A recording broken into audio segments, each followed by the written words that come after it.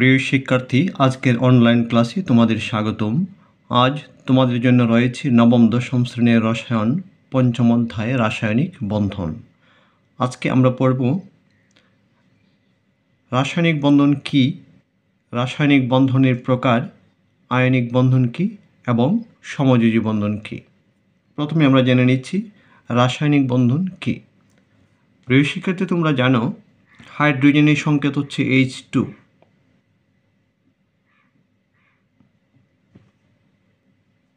পানির সংকেত H2O। এটি একটি হাইড্রোজেনের অণুর সংকেত। হাইড্রোজেনের অণু কিভাবে তৈরি হয়? হাইড্রোজেনের দুটি পরমাণু, এটি একটি হাইড্রোজেন পরমাণু, এটি আরেকটি হাইড্রোজেন পরমাণু। হাইড্রোজেনের দুটি পরমাণু পরস্পর যুক্ত হয়ে হাইড্রোজেনের একটি অণু হয়েছে। পানির অণুতে একটি অক্সিজেন পরমাণুর সাথে দুটি হাইড্রোজেন পরমাণু সংযুক্ত হয়েছে। এটি যদি হয় একটি অক্সিজেন পরমাণু, এর দুই পাশে দুটি হাইড্রোজেন পরমাণু যুক্ত হয়ে পানির একটি অণু হয়েছে। প্রশ্ন হচ্ছে পরমাণু দুটি কিভাবে যুক্ত হলো, কেমন করে যুক্ত হলো? দুটি পরমাণু যুক্ত হওয়ার জন্য এদের মধ্যবর্তী একটি আকর্ষণ শক্তি থাকা চাই।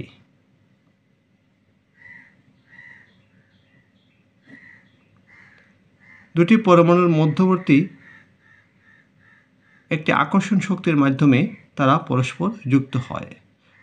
এরা একই পদার্থের হতে পারে অথবা ভিন্ন ভিন্ন পদার্থের দুটি পরমাণু হতে পারে। এখানে অক্সিজেন পরমাণুর সাথে হাইড্রোজেন পরমাণু একটি আকর্ষণ শক্তির মাধ্যমে যুক্ত হয়েছে। এখানে একটি আকর্ষণ শক্তি আছে।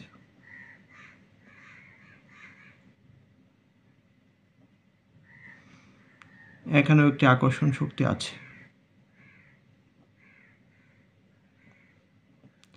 তাহলে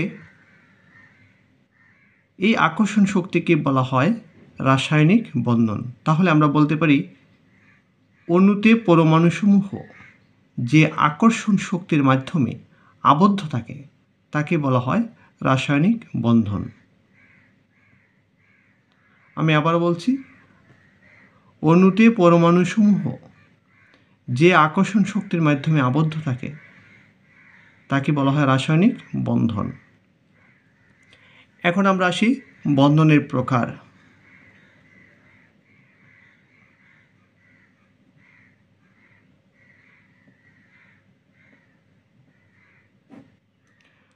বন্ধন দুই প্রকারের হতে পারে। এক হচ্ছে আয়নিক বন্ধন,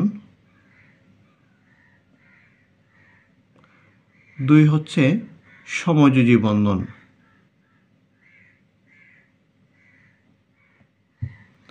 প্রথমে আমরা জানবো আয়নিক বন্ধন কি।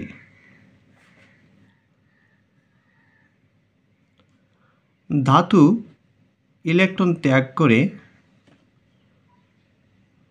ধনাত্মক আয়নে পরিণত হয়, আর অধাতু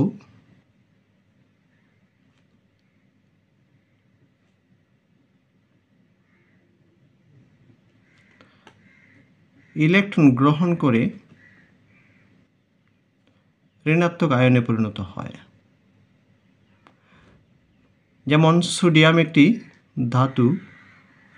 ধাতব পরমাণু, সেই সোডিয়াম যদি ইলেকট্রন ত্যাগ করে তাহলে সোডিয়াম আয়নে প্লাস আয়নে পরিণত হয়। ক্লোরিন একটি অধাতু, সে যদি ইলেকট্রন গ্রহণ করে তাহলে ক্লোরিন ঋণাত্মক আয়নে পরিণত হয়। অর্থাৎ ধাতু ইলেকট্রন ত্যাগ করে ধনাত্মক আয়নে পরিণত হয় এবং অধাতু ইলেকট্রন গ্রহণ করে ঋণাত্মক আয়নে পরিণত হয়।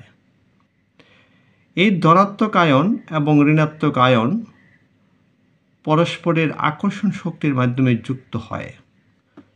সোডিয়াম প্লাস আয়ন যোগ ক্লোরিন মাইনাস আয়ন যুক্ত হয়ে তারা যৌগ গঠন করে সোডিয়াম ক্লোরাইড। এভাবে যে যৌগ তৈরি হয় যে বন্ধনের মাধ্যমে সেটিকে বলা হয় আয়নিক বন্ধন। তাহলে আয়নিক বন্ধন বলতে আমরা বুঝি ধাতু ইলেকট্রন ত্যাগ করে ধনাত্মক আয়নে পরিণত হয় এবং অধাতু ইলেকট্রন গ্রহণ করে ঋণাত্মক আয়নে পরিণত হয়।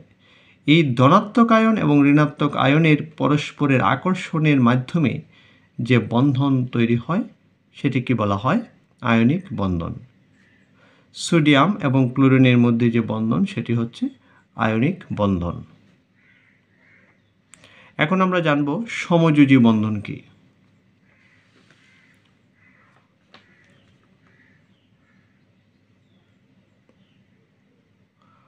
সমযোজী বন্ধন ঘটে অধাতুর মধ্যে।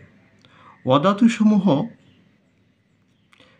দুটি অধাতু ইলেকট্রন ত্যাগও করতে পারে না, গ্রহণও করতে পারে না। যেমন হাইড্রোজেন একটি অধাতু।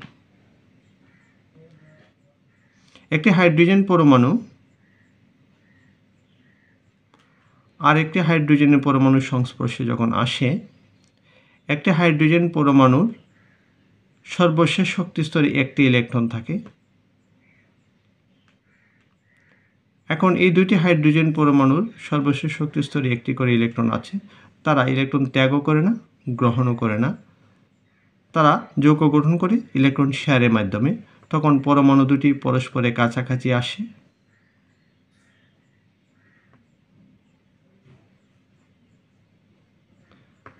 উভয় পরমাণুর মাঝখানে ইলেকট্রন অবস্থান করে শেয়ার করে তারা যৌগ গঠন করে।